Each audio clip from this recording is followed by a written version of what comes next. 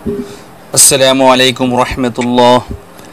সম্মানিত শিক্ষক ও কর্মচারীবৃন্দ, আল্লাহর এই দুনিয়ায় যে যেখান থেকে আজকের এই ভিডিওটি দেখতেছেন সবাইকে জানাই আন্তরিক শুভেচ্ছা এবং আজকের এই ভিডিওতে সবাইকে স্বাগতম।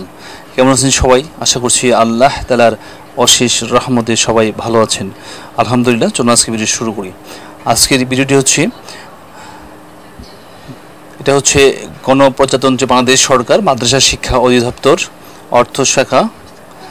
আর এখানে দেখেন এই যে dme.gov.pd এই ওয়েবসাইটে এই সংবাদ বিজ্ঞপ্তিটি প্রকাশ করা হয়েছে।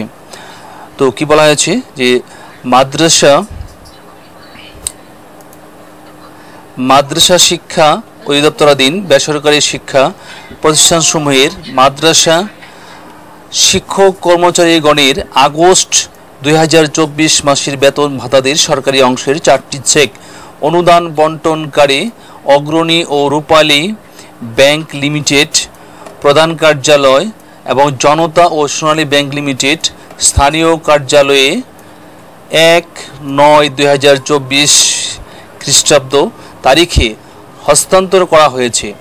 স্মারক নং হচ্ছে 57.20.006.001.24/38 তারিখ 1/9/2024।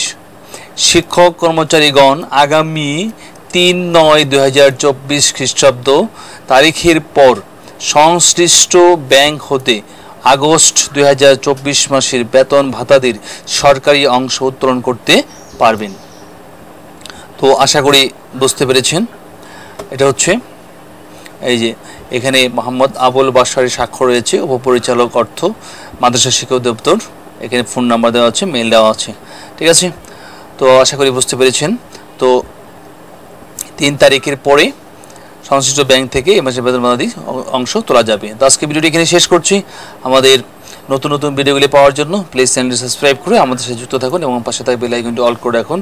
যে কোনো ভিডিও পাবলিশ করার সঙ্গে সঙ্গে নোটিফিকেশন সবার আগে আপনার কাছে পৌঁছে যায়।